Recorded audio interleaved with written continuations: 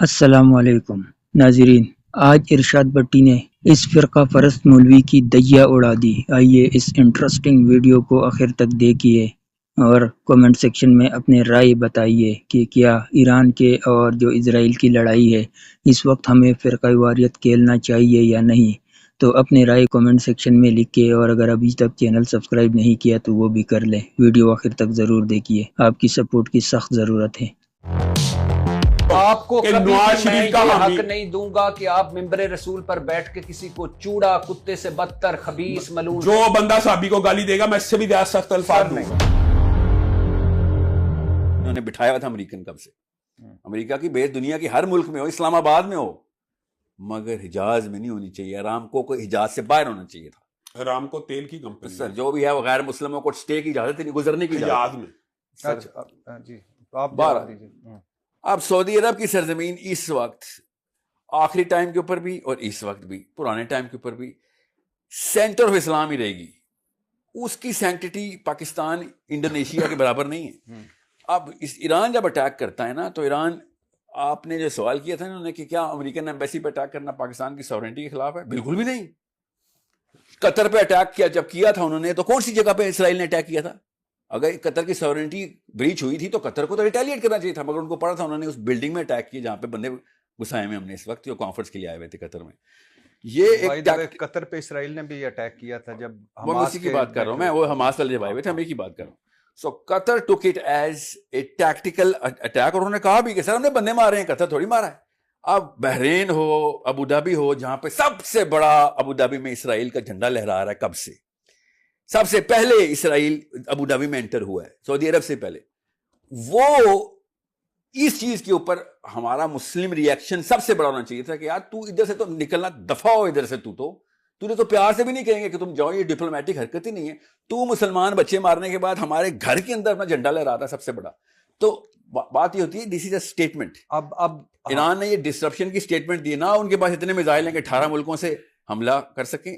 یہ شروع کا فرسٹ ڈرافٹ اور مثل وار اسٹریٹجی کے اندر ڈکلریشن ہوتا ہے کہ بھیا اس وقت تم جو ہے نا ایک دروازے سے انٹر نہیں ہو سکتے ہو، اور نہ ہی تم ہم سے ایکسپیکٹ کرو کہ لینئر اسٹریٹجی۔ جی میں اس کے ساتھ ایک سوال اور بھی لے لیجیے گا، کیا امریکہ اسرائیل کا ایران آخری ہدف ہے بنیادی طور پہ؟ اور کیا یہ رجیم چینج کر پائیں گے آسانی سے ایران میں؟ مجھے ایک بات بتائیں بٹھی صاحب، میں اس کا جواب دیتا ہوں۔ انہوں نے خود غزوہ احزاب کی مثال دی ہے، وہاں سے ہی قرآن ہمارے لیے حرف آخر ہے۔ قرآن کے آگے نہ یہ بول سکتے ہیں، قرآن نے جو اصول بتایا، انہوں نے جو اس کی تشریح کی ہے وہ یہ ہے کہ دفاعی حکمت عملی، جہاں سے حملہ ہو وہاں پہ دفاع کیا جائے گا۔ آپ یہ ثابت کریں کہ ان میں سے کسی ایک بیس سے ایران پہ حملہ ہوا، یہ بھی نہیں ثابت کر سکتے کہ یہاں پہ بیسیں موجود ہیں، بلڈنگیں ثابت ہوئی تھی۔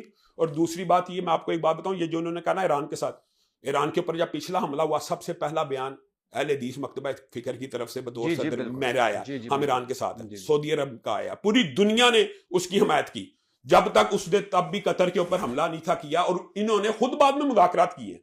اب مجھے ایک بات بتائیں کہ ہم دونوں بیٹھے ہوئے ہیں اور ہمارا یہ مقدمہ مشترکہ کہ اسرائیل ہمارا دشمن ہے، جی بالکل مقدمہ ہمارا تینوں کا، بلکہ ایک، ہم تینوں کا ایک ہے۔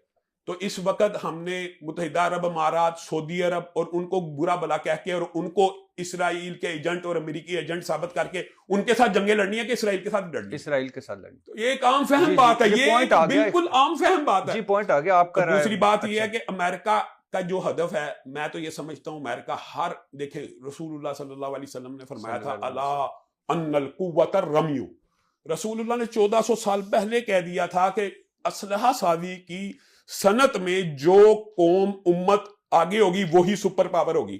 رسول اللہ نے کہیں نہیں کہا معیشت کی جس کی ترقی ہوگی وہ سپر پاور ہوگی۔ آج بھی جاپان کی معیشت امریکہ سے بہتر ہے، سپر پاور امریکہ ہی ہے، کیونکہ رسول اللہ صلی اللہ علیہ وسلم کا فرمان ہے کہ جو اسلحہ سازی میں آگے ہوگا، اسلحہ سازی میں الا ان القوۃ الرمی، کہ یہ جو نشانے بازی ہے یہ اصل قوت ہے مسلمانوں کی۔ تو جو آج سپر پاور ہے اس کی آپ معیار ٹوٹل اسلحہ سازی کی صنعت کے اوپر ہے۔ امریکہ آج سپر پاور ہے صرف اسلحہ سازی کی بنیاد کے اوپر۔ تو امریکہ تو یہ چاہتا ہے کہ میری یہ سپر پاور جو میں ہوں کوئی اور نہ بن سکے، اور اسلامی ممالک کے اندر کسی کا بننا اس کو پہلے ہی چپتا ہے۔ پاکستان کا نیوکلیئر پروگرام ہی عالم کفر کے لیے ایک بہت بڑی تنبیہ ہے۔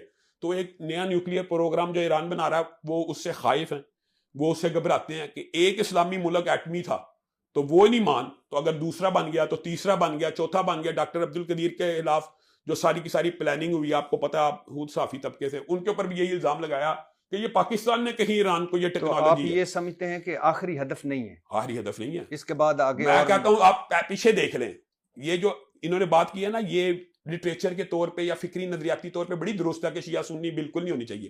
ناظرین یہاں رک کر ایک لمحے کے لیے سوچئے، جب میں یہ پوری بحث سن رہا تھا تو میرے ذہن میں ایک بہت بڑا سوال ابھرا. ایک طرف وہ قوت ہے جس نے ہمارے قبلہ اول پر قبضہ کر رکھا ہے اور جو مظلوم فلسطینیوں پر انسانیت سوز مظالم ڈھانے میں حد سے گزر چکے ہیں، جس کی دشمنی تاریخ اور کتابوں سے ثابت ہے، اور دوسری طرف ایران ہے جو جیسا بھی ہے کم از کم لا الہ الا اللہ کا اقرار تو کرتا ہے. لیکن مجھے دکھ اس بات کا ہوتا ہے کہ ہمارے یہ مذہبی پیشوا، یہ مولوی حضرات جتنا زور ایران کی خامیاں نکالنے میں لگاتے ہیں، کاش اس کا آدھا زور بھی دشمن کے خلاف امت کو متحد کرنے میں لگاتے. یہ کیسی منطق ہے کہ آپ کو غاصب صہیونی ریاست کا خطرہ نظر نہیں آتا، لیکن ایران کی ہر حرکت میں سازش نظر آتی ہے؟ کیا فرقہ واریت کی اینک اتنی موٹی ہو چکی ہے کہ ہمیں اپنے کلمہ گو بھائی سے تو ڈر لگتا ہے، لیکن اس ظالم ریاست سے کوئی مسئلہ نہیں جو پوری مسلم دنیا کو مٹانے کے در پہ ہے؟ میں یہ سوچنا چاہتا ہوں کہ جب ایران ان پر جوابی کارروائی کرتا ہے تو ہمارے یہ علماء خاموش کیوں رہتے ہیں، اور جب وہ ایران پر حملہ کرتے ہیں تو یہ ایران کے خارجی پالیسی کا رونا کیوں رونے لگتے ہیں؟ یہ دوہرا معیار ہی وہ اصل وجہ ہے جس نے آج امت مسلمہ کو دنیا بھر میں تماشا بنا دیا ہے. ہم دشمن کے دشمن نہیں رہے، ہم صرف اپنے ہی بھائیوں کے دشمن بن گئے ہیں. میں بھی یہ کہتا ہوں نہیں ہونی چاہیے، لیکن صدام کی پھانسی کے اوپر ایران میں جشن منایا گیا کہ نہیں ہوگا، لیکن ہمیں تو ایک ہے نا بات یہ. اور دوسری بات ہے بشار الاسد کے دور میں سنیوں کا شام میں قتل ہوا ہے نا. جی مسئلہ تو یہ ہے، ایک جو ایگزسٹ کرتی ہے حقیقت، اس سے ڈینائل نہیں ہونا چاہیے. اور جو آپ کا سوال ہے یہ 100% درست ہے، اور اللہ کے فضل و کرم سے پاکستان کو یہ تیاری پکڑنی چاہیے، اور کسی بھی طرح یہ کل پرسوں ترسوں بالآخر اس کا حل بھی مذاکرات سے نکلنا. جو آپ نے کہا رجیم چینج ہونی ہے، بنیادی طور پہ امریکہ کا ہدف یہی ہے کہ اپنے من پسند بندے بٹھا دیے جائیں اور رجیم کو چینج کر لیا جائے. آخر وہ اپنے مشن میں کامیاب ہوتا ہے یا نہیں یہ حالات بتائیں گے. اور بظاہر میرا خیال یہ ہے کہ امریکہ اس میں کامیاب نہیں ہو جائے گا. کل پرسوں تک مذاکرات کے ٹیبل سج جائیں گے، اور وہی امریکہ جس کے بارے میں کہا جاتا ہے کہ لاکھوں ہمارے یہ بیٹھے وہ ہے، یہ ایک سفارتی چیز بھی ہوتی ہے، ان کے ساتھ ٹیبل پہ بیٹھنا پڑے گا اور یہ بیٹھیں گے. آپ کیا سمجھتے ہیں ساحل بھائی، یہ ٹیبل پہ بیٹھیں گے اور یہ امریکہ اسرائیل کا آخری ہدف ہے ایران، اور کیا رجیم چینج ہو پائے گا؟ 3 سوال. سر پہلا سوال، پاکستان اسرائیل کا اگلا ہدف ہے. خدا کی قسم پاکستان اسرائیل کا اگلا ہدف ہے. میں کیوں قسم اٹھا رہا ہوں؟ نیتن یاہو نے خود یہ کہہ دیا، اپنے منہ سے بکواس کی ہے اس نے. یہ کسی شک میں مت ہے، یہ کیمرے بتا دوں. یہ افغانستان کو ایکٹیویٹ کرنا ہے، انڈیا کے پیکٹ بنانا. اسرائیل چوتھے محلے میں جا کے وقف کاریاں کیوں کھول رہا تھا؟ آپ کیا سمجھ رہے ہیں؟ جی ہم نیوکلیئر پاور لے کے آئے ہیں، اللہ کے حکم سے لے کے آئے. وَأَعِدُّ لَهُم مَا اسْتَطَعْتُم مِّن قُوَّةٍ کا حکم ہم نے مانا ہوا ہے، ان کو پتا ہے، انہوں نے پہلے مانا ہوا ہے. ان کی گولڈا میئر کہتی ہے ہم نے تمہارے نبی سے ڈیفنس اسٹریٹجی سیکھی ہے. تم نہیں ہتھیار بنا رہے ہو، ہم بنا رہے ہیں. 8 تلواریں چھوڑ کے گیا تمہارا نبی، اور بیٹھ کے تم یہاں پہ تیل کے کنووں کے اوپر عیشیاں کرنے کے لیے. یہ ان لوگوں نے منہ سے بولا ہے کہ ایران کے منہ سے، جیسے اس کو ایران بولتا ہے اگلا لفظ بولتا ہے پاکستان.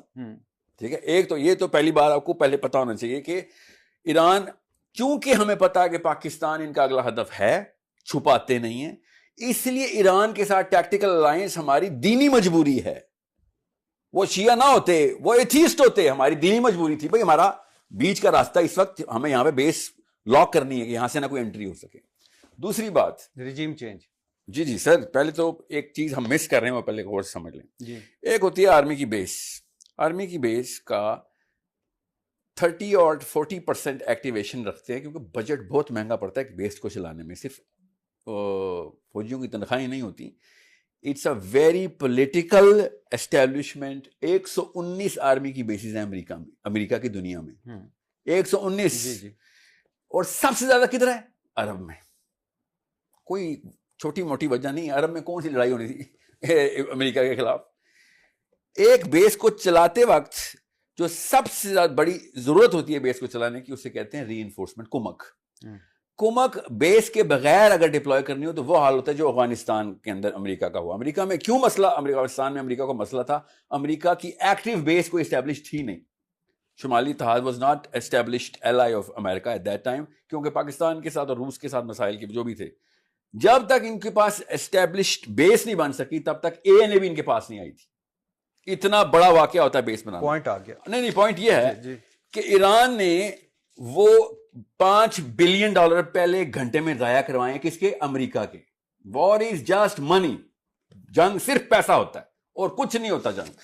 5 گھنٹے کا مطلب 5 بلین پر آور کا مطلب آپ کو میں بتاتا ہوں ٹیکٹیکلی. اگر وہ 9 بیسز اڑاتا ہے 9 کے 9 ملکوں میں, تو یہ 9 پنجے $45 بلین نہیں بنتے. یہ ری انفورسمنٹ کے اوپر ریڈ مارک لگ جاتا ہے کہ یہاں سے اب امریکہ کا فوجی واپس ڈپلوائے نہیں ہو سکتا. کیوں؟ اب آپ سائٹ میں آ چکے ہیں. ایران نے خالی مجھے سب کو یہ بتایا کہ تو اب میرے نشانے پہ ہے. اس نے محمد بن سلمان کو نہیں کہا کہ تو میرے نشانے میں, محمد بن زیاد کو نہیں کہا, اس نے ڈونلڈ ٹرمپ کو بتایا کہ بیٹا جو تو نے ابھی $1 ملین بچانے کے لیے جو بیس بنائی تھی نا, اب تو ملین کی جگہ بلین لگائے گا, بیکاز اب تیری بیس میرے این رینج کے اندر آ گئی. ہم جب مسل ٹیسٹنگ کرتے ہیں, کیوں مسل ٹیسٹنگ کرتے ہیں؟ تاکہ ہم ان بیسز کو بائسیکٹ کر سکیں جو دشمن نے الگ الگ جگہوں پہ لگائی ہوئی ہوتی ہیں. ہمارا میزائل اگر اس بیس کو کراس کرنے کی اہلیت رکھتا ہے, اس کو کرٹیکل ڈسٹینس بولتے ہیں. ہو گیا. اب کیوں کرٹیکل ڈسٹینس بولتے ہیں؟ کیونکہ ہم ان کے پیسوں سے مبرہ ہو چکے ہوتے ہیں کہ تو بلین لگا یا ٹریلین لگا, میرا میزائل تیری بیس سے مبرہ ہو چکا ہے. ریجیم چینج ہو پائے گا ایران کی؟ ہاں. تو جو مسلمانوں کے حالات ہیں, تو مجھ سے ایک جنگ کی ضرورت تھی ان کو, وہ تو ویسے ریجیم چینج کر دیتے. یہ تو ایران, دیکھیں میں شروع دن سے مانتا آیا ہوں کہ ایران وطنیت کے مارے ہوئے فارسی ہیں. میں پہلے دن سے کہتا آیا ہوں, وہ اللہ کے لیے نہیں لڑتے ہوتے, وہ ایران کے لیے لڑتے ہوتے ہیں. میں تو وطنیت کے خلاف, میں تو محمد بن عبداللہ صلی اللہ علیہ وسلم کا امتی ہوں. ہم تو وطنیت کے خلاف والے دین کے اوپر ہے نا, ہم امت کے دین کے اوپر ہیں. ہم یہ نہیں ہے کہ ہم پاکستانی ہیں تو افغانی دشمن ہوگا, افغانی ہے تو پاکستانی دشمن, ہم مسلمان ہیں. یہ شروع دن سے, جب پچھلی دفعہ اس پہ حملہ ہوا تھا تو ان کے سپریم لیڈر نے کیا کیا تھا, Persians are not designed to let go Persia like this. میں پرسنلی جانتا ہوں اس بات کو کہ وہ ایران کے لیے لڑیں, وہ اللہ کے لیے لڑیں. میں تو مجھے پتا ہے اس بات کا, مگر یہ موقع نہیں ہے اس وقت آگ میں تیل ڈالنے کا کہ تم تو اسلام کے خلاف. یہ تو کلمہ پڑھنے والے مسلمان ہیں نا, ایک غلطی کرتے ہیں ٹھیک ہے, اور اسرائیل سے تو بہتر ہے, نیتن یاہو سے تو بہتر ہے نا. اگر مجھے چوز کرنا نا اسرائیل نیتن یاہو کے کسی کتے سے بھی لڑائی ہو رہی ہوگی تو ہم کتے کا ہی ساتھ دیں گے نا. یہ تو اللہ کے ماننے والے, اللہ کے رسول کے ماننے والے مسلمان ہیں. بے شک وطنیت کا شکار ہیں, تو کیا پاکستانی نہیں وطنیت کا شکار؟ ہم نہیں پاکستان کے لیے جان دینے کو اللہ کا دین سمجھتے. حالانکہ ناظرین, اس طویل اور فکر انگیز گفتگو کو سننے کے بعد چند ایسے سوالات کھڑے ہوتے ہیں جن کا جواب ڈھونڈنا آج کے امتی مسلمہ کے لیے ناگزیر ہو چکا ہے. اس پوڈ کاسٹ میں ہم نے دیکھا کہ ایک طرف سائل عدیم صاحب ہے جو اسلام کو ایک عالمی طاقت اور سائنسی ترقی کے تناظر میں دیکھتے ہیں, تو دوسری طرف علامہ ہشام الہی ظہیر صاحب ہے جو روایتی مذہبی اور فرقہ وارانہ حدود کے اندر رہ کر بات کرتے ہیں. لیکن سب سے اہم نقطہ جو اس گفتگو میں ابھرا وہ ایران اور اسرائیل کے حوالے سے مذہبی طبقے کا رویہ ہے. علامہ صاحب نے بڑی تفصیل سے ایران کی خارجہ پالیسی پر تنقید کی اور یہ سوال اٹھایا کہ ایران کا رخ اسرائیل کے بجائے قطر, بحرین اور سعودی عرب جیسے مسلمان ممالک کی طرف کیوں ہوتا ہے. یہاں سے ایک تکلیف دہ حقیقت سامنے آتی ہے کہ آج ہمارے علماء کی ترجیحات میں فرقہ وارانہ کشمکش عالمی دشمن سے زیادہ اہمیت اختیار کر گئی ہے. سوال یہ پیدا ہوتا ہے کہ کیا ایران کی مخالفت میں ہم اتنے آگے بڑھ جائیں گے کہ لاشعوری طور پر اسرائیل کے ایجنڈے کو تقویت پہنچائے. ویڈیو میں بار بار ایران کے پراکسی وار کا ذکر تو ہوا. یہ حقیقت نہیں, جب غزہ میں بچے تڑپ رہے ہیں تو ایران کم از کم وہ واحد ریاست ہے جو کھل کر مزاحمت کا نام لے رہے ہیں. جب ہمارے مولوی حضرات ایران پر تنقید کرتے ہوئے اسے اسرائیل سے بڑا خطرہ ثابت کرنے کی کوشش کرتے ہیں تو عام مسلمان یہ سوچنے پر مجبور ہو جاتا ہے کہ کیا ہم اپنے ہی بھائیوں کے خلاف اتنے متعصب ہو چکے ہیں کہ ہمیں اسرائیل کی جارحیت کم اور ایران کی پالیسیاں زیادہ کھٹکتی ہے. حقیقت یہ ہے کہ اسرائیل کی مخالفت محض زبانی جمع خرچ بن چکی ہے. جب عملی قدم اٹھانے یا کسی مزاحمتی قوت کا ساتھ دینے کی بات آتی ہے تو مسلکی اختلافات اڑے آ جاتی ہے. ہمیں یہ سمجھنا ہوگا کہ جب تک ہم مسلکی اینک اتار کر امت کی وسیع تر مفاد میں نہیں سوچیں گے، تب تک ہم یوں ہی ٹی وی اسٹوڈیو میں بیٹھ کر ایک دوسرے کو کذاب اور فتنہ کہتے رہیں گے، جب دشمن ہمارے صفوں میں گھس کر ہمیں تقسیم کرتا رہے گا۔ آخر میں ارشاد بٹی صاحب کی یہ بات قابل غور ہے کہ ایک اللہ، ایک رسول اور ایک قرآن پر تو ہم سب کا اتفاق ہے، تو پھر ہم ان 99% مشترکات کو چھوڑ کر 1% اختلافات پر کیوں لڑ رہے ہیں جو دشمن کو ہم پر ہنسنے کا موقع فراہم کرتا ہے۔ اب وقت آ گیا ہے کہ ہم دشمن کی پہچان درست کریں اور فرقہ واریت کی آگ سے نکل کر اسلام کو ایک متحد نظام کے طور پر دیکھیں۔ یہ تھی آج کی ویڈیو۔ آپ اپنے رائے کومنٹ سیکشن میں لکھیے، ہمیں بتائیے کہ آپ کو کون سی بات اچھی لگی ہے، اور اگر ابھی تک چینل سبسکرائب نہیں کیا تو وہ بھی کر لیں۔ آپ سب کی محبتوں کا بہت بہت شکریہ۔